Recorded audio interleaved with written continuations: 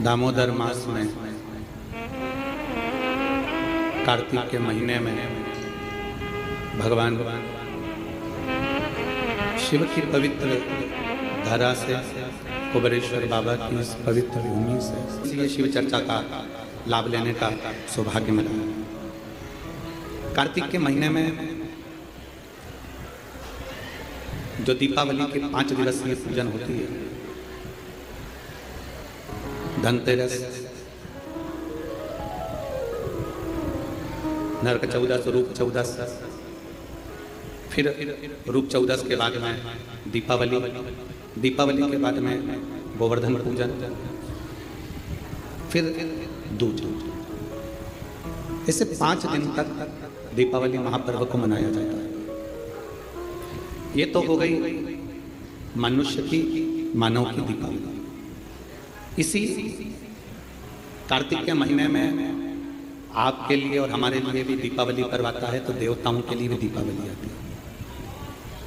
आपकी और हमारी जो दीपावली है वो ये कृष्ण पक्ष के अंतर्गत आ जाती है, और देवताओं की जो दीपावली है वो शुक्ल पक्ष के अंतर्गत आ जाती है। भगवान स्वयं वेद व्यास जी महाराज ने स्कंद पुराण में, विष्णु पुराण में, कुर्म पुराण में, ब्रह्म वैवर्त पुराण में और भी अनेक पुराणों में कार्तिक के महत्व का वर्णन किया। किस कार्तिक की महत्वता क्या है, दामोदर मास की महत्वता क्या है, ऐसा क्या है इस कार्तिक के महीने में, इस दामोदर मास में, जिसके अंतर्गत भगवान शंकर की आराधना करी जाए, कुबेरेश्वर बाबा की आराधना करी जाए, लक्ष्मी की आराधना करी जाए, श्री हरि नारायण की आराधना करी जाए। भगवान नारायण और लक्ष्मी की आराधना कर कर हम सब कुछ प्राप्त कर सकते, क्या नहीं कर सकते। जरा विचार करिएगा, कार्तिक महत्तम के अंतर्गत एक कथा आती है। सतभामा जी ने भगवान श्री कृष्ण से पूछ लिया कि मेरा पूर्व जन्म कैसा है और मेरा कौन सा पुण्य ऐसा रहा है, मेरे कौन से पुण्य के कारण यह कल्प वृक्ष मुझे प्राप्त हुआ। ये वृक्ष तो किसी को मिल ही नहीं सकता। जो वृक्ष देवताओं के पास में है, जो वृक्ष देवताओं के पास विराजमान है, देवलोक में विराजमान है, वो कल्प वृक्ष मेरे सतभामा, जो मृत्यु लोक पर द्वापर में मेरा जन्म हुआ है, मेरे को ये कल्प वृक्ष कैसे, मुझे ये कैसे प्राप्त हो। स्कंद पुराण का कार्तिक महत्तम वर्णन करता है। स्कंद पुराण का कि कार्तिक महत्तम की कथा में सतभामा जी भगवान कृष्ण से कहती हैं कि मेरा पुण्य कौन सा है। जैसे आज आपको अपने अंदर एक विचार लाना चाहिए कि आपका कौन सा पुण्य है कि जो कुबेरेश्वर बाबा की धरा पर बैठकर 3 दिन शिव चर्चा है, और वो भी कार्तिक का महीना और कुबेर भंडारी की भूमि कुबेरेश्वर धाम। अपना पुण्य क्या है। अभी अभी हमारे समीर जी कह रहे थे कि पूजन किससे करा, हमने कहा सल्ला जी आई है महाराष्ट्र से, उनसे करा दो, और मुंबई वाली हमारी सुधा किरण जी आई है, उनसे करा दो, दिल्ली वाली, दोनों से करा दो। कोई पुण्य हमारे लिए दामोदर मास, कार्तिक मास और कुबेर बाबा की भूमि कुबेरेश्वर धाम, और आप और हमारे सबके पुण्य है जो ये पता। तो सतभामा जी पूछ रही है कि ऐसा कौन सा पुण्य है हमारा, ऐसा कौन सा पुण्य हमने कर दिया जो पुण्य के बल पर आपने ये सुंदर वृक्ष, कल्प वृक्ष हमें प्राप्त हो गया, आप हमें प्राप्त हो गए। हमारा पुण्य कौन सा था। भगवान कृष्ण मुस्कुराए और मुस्कुराकर कार्तिक के महत्तम का वर्णन कर दिया दामोदर मास का कि सुनो सतभामा जी, तुम्हारे पिता मायापुरी के एक सुंदर आनंद में रहने वाले एक ब्राह्मण परिवार से, जिनका नाम देव शर्मा था, जिनका गोत्र आंत्री था। देव शर्मा नाम के वो ब्राह्मण जिनका आंतरी गोत्र है, कई समय तक उन्होंने शिव पंचायत की पूजन करी। हमने पहले भी कहा कि शिव पंचायत की पूजन का फल बहुत होता है। शिव पंचायत के पूजन का बड़ा आनंद है। आप लोगों के स्मरण में होगा, एक एकादशी होती है वैष्णव एकादशी, एक होती है स्मार्ती एकादशी, अर्थात सबसे वैष्णव एकादशी का मतलब ये होता है कि आप नारायण को मानने वाले हो, आप केवल एक को मानने वाले हैं, तो ये वैष्णव धर्म के अंतर्गत आ गया। स्मार्त की जो एकादशी होती है उसमें आप नारायण को भी भज रहे हो, उसमें आप सूर्य भगवान को भी भज रहे हो, उसमें आप दुर्गा महारानी को भी भज रहे हो, उसमें आप गणेश जी महाराज को भी भज रहे हो, उसमें आप शंकर भगवान को भी भज रहे हो। तो स्मार्त एकादशी सबके लिए, सबके आनंद के लिए। हमारे पुष्टि मार्ग कहता है कि किसी भी रूप में एकादशी का व्रत करो, पर करो। हम तो पहले भी कहे बकरी जैसे चरो पर एकादशी करो, कैसे भी हो पर होना चाहिए। चाहे आप वैष्णव के भाव से करो, चाहे स्मार्त के भाव से करो, पर एकादशी का फल अपने को मिलना चाहिए। अब सतमामा जी ने पूछा कि मेरा पुण्य कौन सा ऐसा प्रबल हो गया जिस पुण्य के बल पर मुझे आप मिल गए, ये सुंदर कल्प वृक्ष मुझे प्राप्त हो गया। कहा आपके पिता एक ब्राह्मण कुल में मायापुरी में रहते थे, देव शर्मा उनका नाम था, और आंतरिक उनका गोत्र था। उनकी अवस्था पूजन करते करते उनकी धर्म पत्नी और उनकी अवस्था निकलती चली गई, अधेड़ी अवस्था, बचपन, जवानी और अधेड़ी और बुढ़ापा। अधेड़ी मतलब एक अवस्था निकलती चली गई। 60 की अवस्था के आनंद में जब आपके पिता पहुंच रहे थे, तब उनके मन में आया कि मेरी कोई औलाद नहीं, मेरी कोई संतान नहीं, और कुछ कृपा। ये पंचदेव शिव पंचायत में 5 देव विराजमान होते हैं। पहले सूर्य हैं, दूसरे नंबर पर मेरे देवदेव महादेव हैं, तीसरे नंबर पर माँ दुर्गा है, चौथे नंबर पर बड़े आनंद से श्री गणेश जी महाराज हैं, 5वें नंबर पर भगवान श्री हरि, भगवान श्री नारायण। 5 देव विराजमान हैं, पंचदेव विराजमान हैं, और वो बैठे जिनकी आराधना स्वयं देव शर्मा कर रहे हैं। सतभामा जी, आपके पिता के मन में भाव आया कि मेरे घर में औलाद नहीं, कोई औलाद आ जाए। भगवान से प्रार्थना करते, प्रतिदिन शंकर को 1 लोटा जल समर्पित करते। और जिस पंचायत में स्वयं शिव बैठे हैं, तो शास्त्र कहता है उस पंचायत का निर्णय कोई नहीं करता, उस पंचायत का निर्णय फिर देवदेव महादेव ही करते, शिव ही करते। बोल बम का नारा है, सारी समस्या का हल। अब उसका निर्णय स्वयं भगवान शंकर करते हैं। इसलिए आप लोगों से कहते हैं कि आपकी पूजन की जगह में शंकर का शिवलिंग होना जरूरी है। भले आप ठाकुर जी की सेवा करो, राधा रानी की सेवा करो, लक्ष्मी जी की सेवा करो, नारायण की सेवा करो, ब्रह्मा जी की सेवा करो, देवी की सेवा करो, चाहे देवता की सेवा करो, किसी की भी सेवा कर रहे हो, किसी की पूजन कर रहे हो, उसमें शंकर का होना जरूरी है। जिस जगह शिव नहीं होता, जैसे दक्ष प्रजापति के यज्ञ में शंकर नहीं थे, तो वहां पर विघ्न नहीं आया। जहां शिव नहीं है वहां विघ्न नहीं। शिव है तो विघ्न को टाल, क्योंकि जिसका पुत्र ही विघ्नहर्ता है, जिनके बेटे ही स्वयं गणेश जी विघ्नहर्ता है, तो फिर तो विघ्न टालेगा। शंकर भगवान वहां पर विघ्न, तो सारे दुख को हरने वाले, सारे कष्टों को हरने वाले, सारी बीमारियों को हरने वाले, सारे तकलीफों को हरने वाले केवल वहां शंकर विराजमान हैं। तो पंचायत में कोई निर्णय कोई नहीं करेगा, पंचायत का निर्णय स्वयं शिव कर रहे हैं। शंकर भगवान पर 1 लोटा जल चढ़कर, सूर्य को अर्घ देकर, मां भवानी के चरणों में जल देकर, स्वयं नारायण का स्मरण कर कर, स्वयं गणेश जी का पूजन कर कर देव शर्मा ने विनती करी और देव शर्मा ने विनय करा, तो भगवान शंकर ने उसी समय पर उनके एक पुत्री के जन्म का वर प्रदान कर दिया। अब बेटी का जन्म हुआ जिसका नाम था गुणवती, क्योंकि गुणवान थी वो। जैसे पिता भगवान का भजन करते थे वो भी भजन करती थी, जैसे पिता स्मरण करते थे वो भी स्मरण करती थी, जैसे पिता मंत्र जाप करते थे वो भी मंत्र जाप करती थी, जैसे पिता नाम जाप करते थे वो भी नाम जाप करती थी। गुणवती भगवान की भक्ति में इतना लीन हो गई, इतना लीन हो गई। धीरे धीरे समय निकला, पिता के मन में भाव उत्पन्न हो गया। पिताजी ने विचार करा कि मेरे घर में बेटी का जन्म हो गया, इसकी शादी किससे करूं, इसका विवाह किससे करूं। अच्छा, बेटी होती है ना तो बड़ा टेंशन उत्पन्न हो जाता है सभी लोगों को। पर शिव महापुराण की कथा कहती है, शंकर भगवान की अशोक सुंदरी का चरित्र कहता है कि बेटी अगर घर में जन्म ले ले तो चिंता मुक्त होना चाहिए कि अब मेरे घर में बेटी ने जन्म ले लिया, वो अपना भाग्य लेकर आई है तो हमारा भी भाग्य चमकाएगा। बेटी हमारे घर में आई है तो वो भाग्य लेकर आई है तो भाग्य चमकाएगा। लक्ष्मी सबको अच्छी लगती है। आप में से कोई ऐसा है जिसको लक्ष्मी अच्छी नहीं लगती? अरे बोलो तो समझ। किसी को धन अच्छा नहीं लगता हो, लक्ष्मी अच्छी नहीं लगती हो, ऐसा कोई है संसार में? जितने आस्था चैनल पर कथा सुन रहे हैं, जितने फेसबुक पर कथा सुन रहे हैं, और जितने कुबेरेश्वर बाबा की पवित्र शिव चर्चा को श्रवण कर रहे हैं, ऐसा कोई हो जिसको लक्ष्मी प्रिय ना? सबको लक्ष्मी प्रिय। एक छोटे से बच्चे को गोदी में लो ना, और उसको पहली बार कोई मिलता है तो उसका 10 का नोट पकड़ा देता है ना, तो उससे 10 का नोट भी छेड़ा उसको छूटता नहीं, छोटा सा। लक्ष्मी किसको प्रिय नहीं? मरने वाला मरकर भी जाता है ना, तो भी उसकी छाती पर पैसा बढ़ता जाता है। लक्ष्मी उसको भी प्रिय जा रही है, तो भी लक्ष्मी किसकी प्रिय? अब हम कहते हैं कि लक्ष्मी सबको प्रिय है, पर लक्ष्मी से तो पूछे कि उसको क्या प्रिय है। एक भिखारी से लेकर सेठ को भी लक्ष्मी प्रिय है, एक कंगाल से लेकर करोड़पति को भी लक्ष्मी प्रिय है, पर कोई लक्ष्मी से तो पूछे कि दुनिया तुझे इतना प्रिय लगती है, दुनिया तुझे चाहती है, दुनिया तुझे लेना चाहती है, पर तू क्या चाहती है? लक्ष्मी की प्रियता कायम है। कोई लक्ष्मी से पूछे। शिव महापुराण की कथा में चरित्र आता है, जब भगवान नारायण के चरणों में लक्ष्मी जी बैठी थी और नारायण से पूछा गया कि प्रभु आपने मुझे किससे प्राप्त करा, तब भगवान नारायण ने कहा मैंने शिव से प्राप्त करा, क्योंकि तुम्हारी माता ख्याति देवी तुम्हारा विवाह शिव से करना चाहती है, पर मैंने भगवान शंकर से कहा कि मैं लक्ष्मी से प्रेम करता हूं, इसलिए लक्ष्मी मुझे प्यार है। तो तुम्हारी माता हे लक्ष्मी, तुम्हारी मां ख्याति देवी ने तब तुम्हारा विवाह मेरे साथ करा। तो लक्ष्मी से भगवान नारायण पूछ रहे हैं, नारायण लक्ष्मी से चर्चा कर रहे हैं, बात कर रहे हैं कि तुम सबसे ज्यादा आदर सम्मान सत्कार किसका करती हो, किसके कहने पर तुम किसी के घर पर जाती हो, किसके कहने पर तुम उसके निहाल कर देती हो, किसके कहने पर तुम उसका भंडार भर देती हो। लक्ष्मी को कौन है जिसके कहने पर तुम उसके कहने पर चले जाती हो।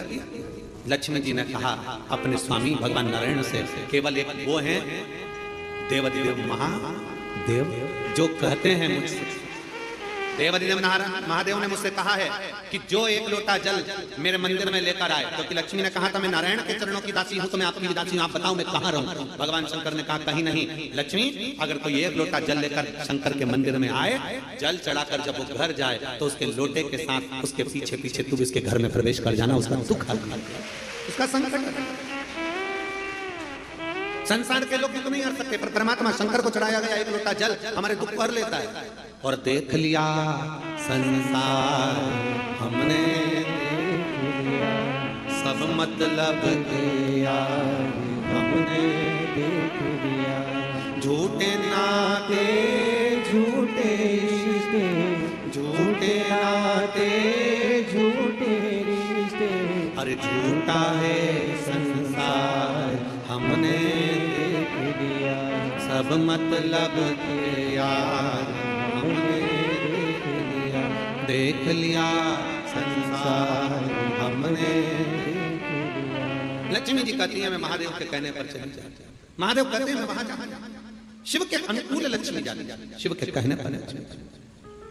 सुनो सतभामा जी, आपके पिता देव शर्मा आपको प्राप्त कर बड़े खुश थे, सोचा किस बेटी का विवाह करूं, तब उन्हें स्मरण में आया मेरा एक मित्र है और वो प्राण त्याग कर चले गया है, उसका एक बेटा है जिसका नाम चंद्र, उसका एक बेटा है जिसका नाम चंद्र है, मैं उससे विवाह कर देता हूं। तुम्हारे पिता देव शर्मा ने तुम्हारा विवाह चंद्र से कर दिया, समय बीता, वो भी ब्राह्मण कुल का बालक, इतना अच्छा बालक था जो भगवान की भक्ति में डूबा रहता था। सतभामा जी समय निकल गया, कुछ समय निकलने के बाद तुम्हारे पिता देव शर्मा और चंद्र दोनों किसी तीर्थ के लिए जाने लगे, किसी तीर्थ की ओर अग्रणी होने लगे, और तीर्थ की ओर जब जाने लगे, तीर्थ में जाते जाते जाते जाते एक असुर की दृष्टि इन दोनों पर पड़ जाती है, और एक राक्षस की दृष्टि पड़ने पर राक्षस ने विचार करा कि मैं कुछ भी करूं, इनका संहार कर दूं, इनको मार दूं, क्योंकि दोनों भगवत भजन करने वाले हैं। घर के अंदर परिवार के अंदर जो भगवान की भक्ति करने वाला होता है, शिव मंदिर जाने वाला होता है, भगवत भजन करने वाला होता है, व्रत करने वाला होता है, पूजन करने वाला होता है, भगवान की भक्ति में डूबने वाला होता है, दुनिया के लोग जले ना जले पर घर के लोगों के मन में भी आ जाता है ये आ गए बाबा जी, ये आ गए शुगर वाला महाराज की चेली, ये आ गए शंकर जी के भगत, अब ये बहुत ज्ञान देंगे, बहुत समझाएंगे।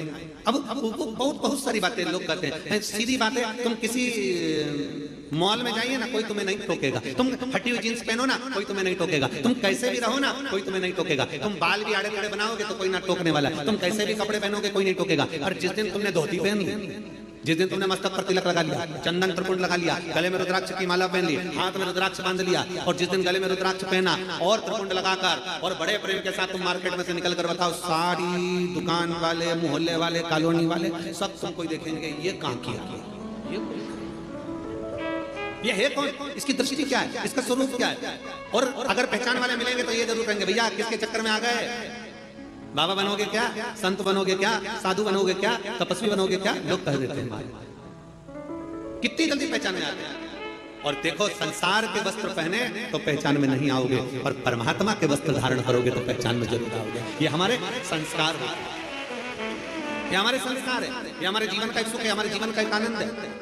सतभामा जी, तुम्हारे पिता और तुम्हारे पति दोनों जा रहे थे, इतने में ही एक असुर की दृष्टि पड़ गई और उन्होंने उनको समाप्त कर दिया। दोनों तीर्थ करने जा रहे थे, भगवत भजन करने जा रहे थे, इसलिए कहीं ना कहीं शिव तत्व को उन्होंने प्राप्त करा था, इसलिए भगवान भोलेनाथ की कृपा हुई और नंदी लेकर शंकर भगवान पधारे, और तुम्हारे पिता और तुम्हारे पति दोनों को नंदी पर बिठाकर शिव की लाश लेकर चले जाए। तुम अकेले हो। सतभामा जी, तुम्हारे आंखों में रुदन था, नेत्रों से जल बह रहा था, एक तरफ पिता चले गए, दूसरी तरफ पति चले गए, बेधब्बे का जीवन कैसे जियोगी, रोती बिलखती आंखों से आंसू बहाती, करूं तो करूं क्या, कहां जाऊं, किससे कहूं। जब व्यक्ति अकेला पड़ जाता है, सब जगह से छूटकर अकेला जब हो जाता है, तब उस परमात्मा को याद करता है, तब उस भगवान को याद करता है। कितना विचित्र जमाना है। पहले के समय में मंत्र चलते थे, बीच के समय ऐसा आया था जब तंत्र चलते थे, वो समय भी गया। फिर एक समय आया जिसमें यंत्र चलते थे, और आज कलिकाल का वो समय है जिसमें षड्यंत्र चलते हैं। षड्यंत्र, पहले मंत्र चलते थे, फिर तंत्र चलते थे, फिर यंत्र चलते थे, और आज कलिकाल के अनुसार आज कलयुग में लोग षड्यंत्र चलते हैं। बस अंदर ही अंदर सोचते हैं ये ऊपर चढ़ रहा है, इसको नीचे कैसे गिराया जाए, ये आगे बढ़ रहा है, इसको पीछे कैसे लाया जाए, इसने इतना क्यों कमा लिया, इसने ऐसा भजन क्यों कर लिया, इसने स्मरण क्यों कर लिया, इसकी एक दुकान कैसे बन गई, इसकी शोरूम कैसे डल गया, इसका कपड़े का काम कैसे चल गया, इसके घर के पर्दे अच्छे क्यों हैं, इसका छत अच्छा क्यों है, इसका बेटा कहने में क्यों है, इसकी बेटी कहने में क्यों है, इसकी पत्नी अच्छी मिली, इसका पति अच्छा मिला, इसका परिवार अच्छा मिला। ये फिर षड्यंत्र रचना प्रारंभ। और याद रखना, मंत्र, तंत्र, यंत्र और षड्यंत्र, इस पर भी भारी है श्री शिवाय नमस्तुभ्यम का मंत्र। इस पर भी भारी है श्री शिवाय नमस्तुभ्यम का मंत्र। और शिव तत्व कहता है, भगवान शंकर की पावन कथा कर रही है, भगवान का ये पवित्र 3 दिवसीय शिव चर्चा में प्रथम दिवस की चर्चा कर रही है कि सतभामा जी तुम्हारी आंखों में जल भर गया कि क्या करती, विचार कर कर समय बीतता गया, कार्तिक का महीना आ गया, दामोदर मास आ गया, तुम कहां जाओ, तुम्हारे स्मरण में आया कि मेरे पिता शंकर की आराधना करते थे, इसलिए सतभामा जी तुम शिव के मंदिर जाना प्रारंभ कर दी, शंकर की आराधना करना प्रारंभ कर दी। शिव की ऐसी आराधना करी कि शंकर को जल चढ़ाकर जब तुम आती थी तो एक आंवले के वृक्ष के नीचे जल चढ़ा देती थी, आंवले के वृक्ष के नीचे से आती थी और घर में प्रवेश कर जाती थी। प्रतिदिन तुम्हारा एक नियम बन गया, शाम के समय कार्तिक का महीना, और तुम्हें स्मरण नहीं आया कि कार्तिक का महीना है, क्योंकि तुम वैधव्य जीवन जी रही थी, आंखों में जल भरा हुआ था, रो रही थी, तुम्हें सुध नहीं थी। कब कार्तिक आया तुम्हें मालूम नहीं पड़ा, कब दामोदर मास आया तुम्हें मालूम नहीं पड़ा, और कार्तिक के महीने में तुमने दीप दान करना प्रारंभ करा। प्रत्येक दिवस तुम शाम के समय पर शिव मंदिर में जाकर बेलपत्र के वृक्ष के नीचे जाकर, तुम प्रत्येक दिवस आंवले के वृक्ष के नीचे जाकर, तुम प्रत्येक दिवस पीपल के वृक्ष के नीचे जाकर एक दीप दान करने लगी, और वो दीप दान का पुण्य फल इतना प्रबल हुआ कि एक दिन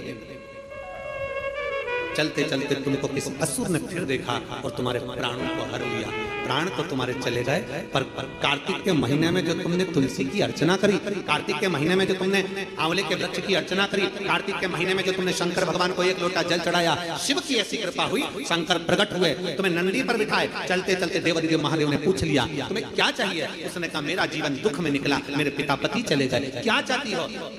मैंने सुना है महादेव जो आपसे मांगता है आप वो दे देते हो। हाँ हाँ बोलो क्या चाहिए। क्या मुझे अगले जन्म में नारायण मिल सकते हैं। शंकर भगवान मुस्कुराकर बोले क्यों नहीं मिल सकते, तुमने कार्तिक महीने में मेरे मंदिर में दीपदान किया है, एक लोटा जल समर्पित किया है, तुमने तुलसा महारानी का पूजन किया है और कार्तिक के आनंद का जीवन जिया है, इसलिए वर देता हूं अगला जन्म जब तुम्हारा होगा तुम्हारे लिए ही भगवान स्वयं नारायण द्वापर में कृष्ण अवतार लेकर आएंगे और तुम उनकी अर्धांगिनी सतभामा बनोगे। ये पुण्य हमारे जीवन का एक आनंदमय पुण्य है। सतभामा जी ने कई बार भगवान कृष्ण से पूछा ये पुण्य की प्राप्ति, ये सुंदर कल्पवृक्ष की प्राप्ति मुझे कैसे हो गई। तो भगवान ने कहा तुमने 5 दिवसीय जो कार्तिक महीने का कृष्ण पक्ष का जो आनंद और शुक्ल पक्ष का जो आनंद लिया है उसका ही फल ये। और उसी कार्तिक के महीने की दीपावली पर्व, लोग कहते हैं दीपावली एक दिन की है। शिव महापुराण की कथा में स्कंद पुराण के अंतर्गत शास्त्रों में वर्णन आता है कि देव दीपावली में भी पीछे पचवीगन स्नान का फल मिलता है और कार्तिक महीने की इस अमावस्या के अंतर्गत भी 5 दिवसीय दीपावली महापर्व का आनंद मिलता है। धनतेरस, रूप चौदस, दीपावली, पड़वा और दूज, ये 5 दिन तक दीपावली महापर्व चलता है। दीपावली महापर्व में हम क्या कर सकते हैं, हम क्या भगवान को दे सकते हैं। अभी आपको कहा कि सारी दुनिया लक्ष्मी को चाहती है, पर लक्ष्मी से कोई पूछे कि तुम क्या चाहते हो, लक्ष्मी से कोई पूछे तुम क्या चाहते हो, तो लक्ष्मी जी भी कह देगी बस मैं इतना चाहती हूँ कि महादेव के प्रति, भगवान के चरणों के प्रति आपका विश्वास जहाँ पर बढ़ा, आपका विश्वास जहाँ प्रबल हुआ, लक्ष्मी जी कहती है मैं वहां पर मैं हमेशा खड़ी हूँ और तुम्हारे घर में हर पल में। पूजन का विधान बताते हुए स्वयं शास्त्र वर्णन करता है हमारे यहाँ, धनतेरस के दिन की जो पूजन है, उस धनतेरस के दिन की पूजन में आप अपने घर में जितनी भी आप लक्ष्मी की पूजन जब आप करें, दीपावली की पूजन करें, उसमें मुहूर्त देखिए, मनाना, मुहूर्त पूछिए, मनाना। कोई मुहूर्त लिखा हुआ है उसका स्मरण करें। धनतेरस की पूजन करने में, रूप चौदस की पूजन करने में, पड़वा की पूजन करने में, दूज की पूजन करने में आपको मुहूर्त की जरूरत नहीं। आप तो प्रदोष काल, शाम का जो प्रदोष काल का समय होता है, उस समय पर बड़े प्रेम के साथ में, आनंद के साथ में, एक सुंदर आनंद से, अगर घर में मार्बल या कोटा फर्श वगैरह लगा हो तो कपड़े से ही पोंछ लो, और अगर कच्चा मकान हो तो गोबर से थोड़ा सा लीप कर सुंदर आनंद के साथ में भगवान का जहाँ मंदिर, देवालय, शिवालय है, बड़े आनंद से आपके घर में जो पूजन का जगह है, उस पूजन की जगह पर थोड़ा सा लीप कर या कपड़ा फेर कर वह आनंद के साथ एक सुंदर चौक पूर लीजिए, और चौक पूर कर उसमें थोड़ा सा चावल दाना या गेहूं का दाना रखकर उस पर एक चौरंग, चौकी, पाटा, जो भी आप रख सकते हो उस पर रखकर एक सुंदर वस्त्र बिछाकर एक सुंदर सी थाली में स्वस्तिक, कंकु के रोली का एक स्वस्तिक बनाइए, बनाकर उसको थाली के ऊपर, उसको पाटे के ऊपर जो कपड़ा बिछा है उसके ऊपर रख दीजिए। रखकर घर में कोई चांदी का सिक्का हो, चांदी का सिक्का ना हो, चांदी का कॉइन ना हो, तो अपना जो कॉइन आता है, 1 का सिक्का, 2 का सिक्का, जो भी कॉइन आता है वो रख दीजिए। और रखकर उसको जो मोली आती है, लच्छा बांधने वाला, हाथ में बांधने का जो नाड़ा आता है, मोली होती है लच्छा, उससे उसको हल्दी लगाकर लपेट दीजिए, और बाबा को उस थाली में रखकर सुंदर आनंद के साथ में माता लक्ष्मी का स्मरण करते हुए 7 दिए घी की लंबी बाती, एक दिया तेल का दिया लक्ष्मी जी के लेफ्ट हैंड। जैसे लक्ष्मी जी को जब पूजन करने बैठोगे तो लक्ष्मी जी का मुख आपकी ओर होगा कि नहीं होगा? आप ऐसे बैठे हो तो लक्ष्मी का मुख आपकी ओर, तो दिया आएगा इस ओर। मतलब आप जब पूजन करने बैठोगे तो आपका जो सीधा हाथ होगा, लक्ष्मी जी का वो उल्टा होगा। उस उल्टे हाथ की ओर एक तेल का दीप लगाकर लंबी बाती का, और 7 दिए लंबी बाती के घी के, आटे के दिए, वो एक प्लेट में, एक थाली में रख लीजिए।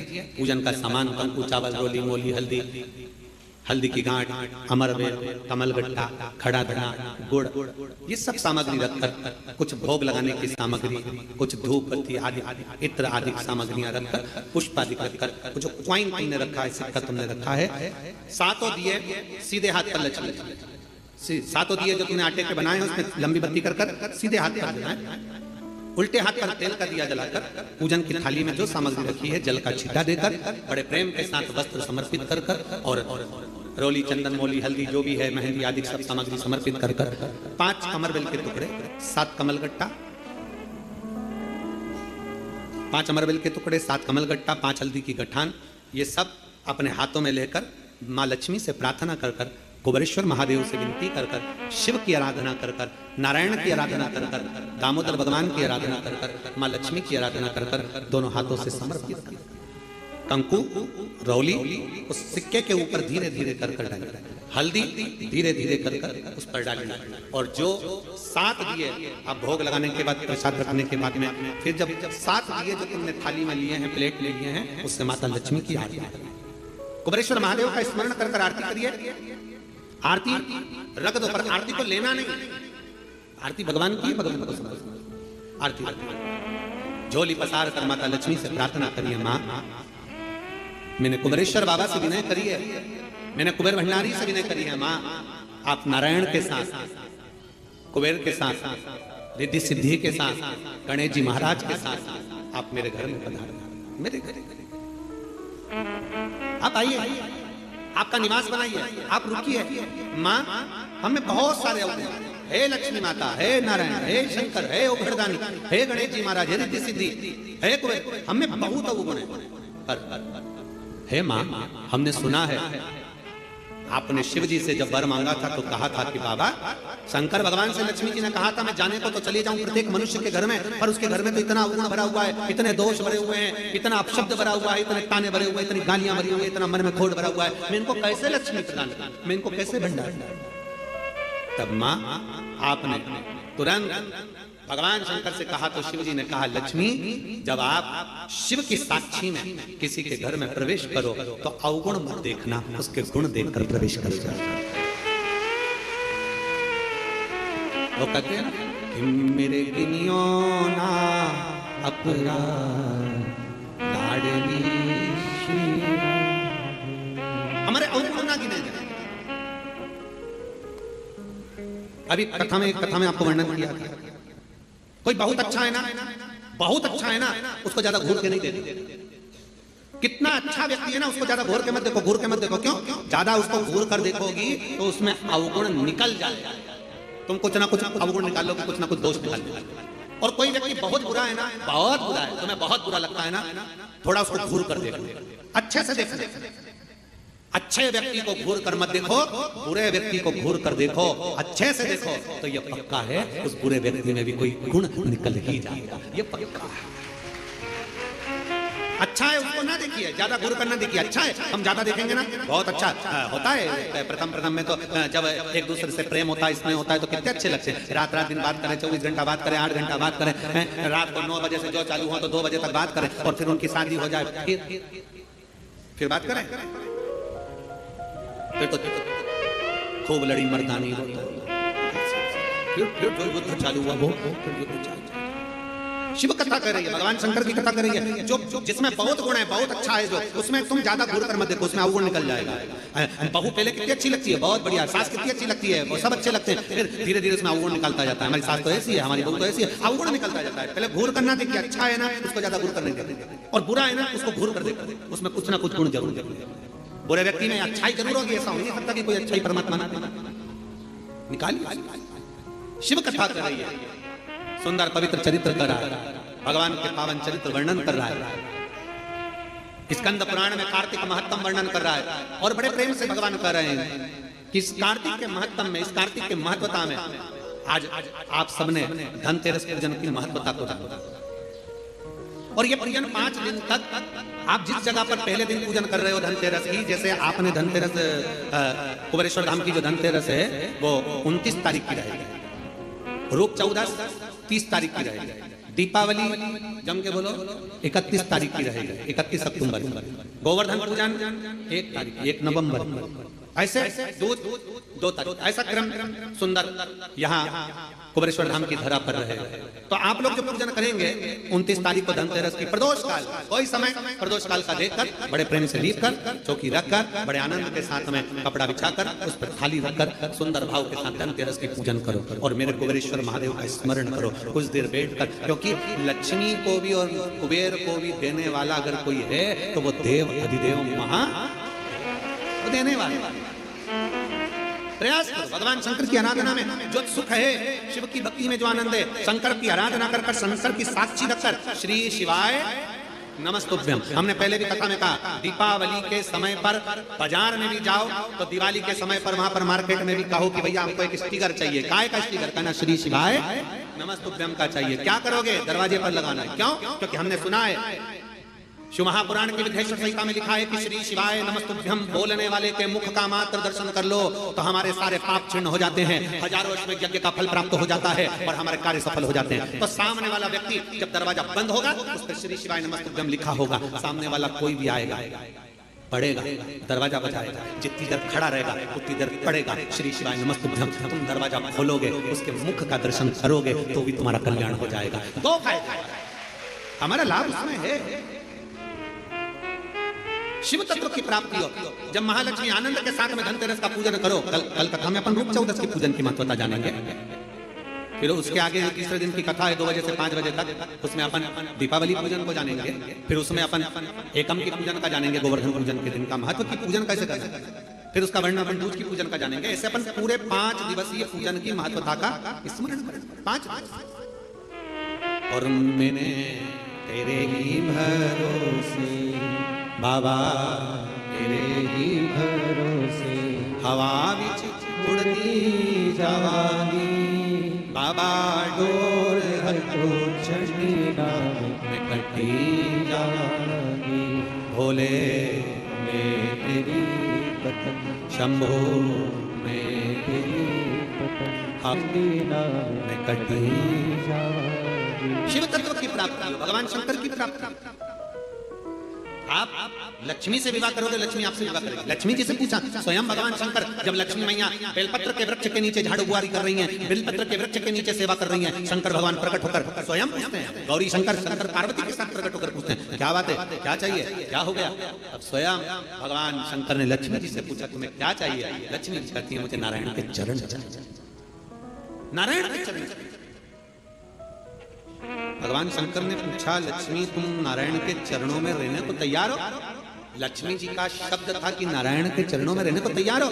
इतने में लक्ष्मी जी कहती हैं, केवल नारायण के चरणों में ही नहीं, जिसके हृदय में नारायण बैठा है उसके घर में रहने को भी तैयार है। जिसके हृदय में नारायण बैठा है, जिसके हृदय में श्री हरि बैठे हैं, जिसके हृदय में भगवान बैठे हैं, उनके घर में रहने को मैं तैयार हूं। उनके घर में ये कार्तिक का महीना बड़े प्रेम से भगवान की हृदय भक्ति धारण करते हुए दीप प्रज्वलित करिए और बड़े आनंद के साथ में 5 दिवसीय कार्तिक के महीने में सुंदर दीपावली महापर्व को मनाएं। हमारे कुबेरेश्वर बाबा की धरा पर भी दीपावली की रात्रि को लोग आते हैं, इस कुबेर भंडारी के दरवाजे पर घी के 11 दिए लगाते हैं। लोग अपने अपने घर की पूजन दिन में शाम को कर रात्रि को निकल कर आते हैं और पूरे प्रांगण में कहीं जहां उनका मन करता है वहां बैठकर 11 दीप लगाकर भंडार और दूसरे दिन तक बाबा का खजाना लेकर यहाँ से चले जाते हैं। 31 तारीख की रात्रि को लोग आसपास के गांव के शहर के सभी भक्त लोग यहाँ पहुंचते हैं बाबा के यहाँ 11 दीप लगाने के लिए और सुबह बाबा का खजाना लेकर शिव भक्ति भजन जितनी आराधना भगवान शंकर की करोगे, शिव नारायण की भगवान की भक्ति करोगे, दामोदर मास में कार्तिक मास में दीपदान जितना कर सकते हो, जितना दीपदान कर सकते हो उतनी शिव भक्ति को धारण। और धनतेरस, रूप चौदस, दीपावली, पड़वा, दूध, ये 5 दिन इधर और 5 दिन देव दीपावली, हम उसका भी वर्णन करेंगे तीसरे दिन की कथा में। एक बेलपत्री, एक पीला चावल, हल्दी में रंगा हुआ पीला चावल और एक बेलपत्री, एक कमलगट्टा भगवान शंकर की शिवलिंग पर समर्पित करने का प्रयास है। परंतु ये बेलपत्री, पीला चावल और एक कमलगट्टा, ये 5 दिन तो तुम ये दीपावली के पर्व के और 5 दिन जो पचवीगन आएगा पूर्णिमा का समय जब आएगा उस समय अगर आपने ये दोनों समय पर एक बेलपत्री, एक पीला चावल, एक कमलगट्टा भगवान शंकर के शिवलिंग पर समर्पित करना प्रारंभ करा, ये 5 दिन इधर के 5 दिन उधर के, आपको कभी कहना नहीं पड़ेगा किसी के आगे कि भैया मुझे 500 की जरूरत है, तेरी जेब और तेरा घर भरा ही खाली नहीं रह सकता। और बाबा से प्रार्थना हम यही करते हैं, हमेशा करते हैं, किसी स्त्री की गोद खाली ना रहे और किसी पुरुष की जेब खाली ना रहे। बाबा भरता जरूर है। एक बेलपत्री, एक पीला हल्दी का चावल, एक दाना चावल और एक जम के बोलो कमल, एक कमल भगवान शंकर के शिवलिंग को समर्पित करिए। भगवान शंकर के शिवलिंग को समर्पित बड़े भाव के साथ में, आनंद के साथ में और दिल से बाबा से 5 दिन ये दीपावली के समय पे धनतेरस, रूप चौदस, दीपावली, पड़वा और दूध और उधर भी जब पूर्णिमा आएगी उसके पहले उसका वर्णन हम कर देंगे फरीदाबाद की कथा में, उसका पूरा वर्णन करेंगे फरीदाबाद की कथा में क्या आपको उसका करना है। ये 5 दिन इधर के 5 दिन उधर बड़े प्रेम से बाबा की ये पवित्र आज धनतेरस के पूजन का हमने विधान जाना। कल सुबह 9 बजे से 10 बजे तक फिर बाबा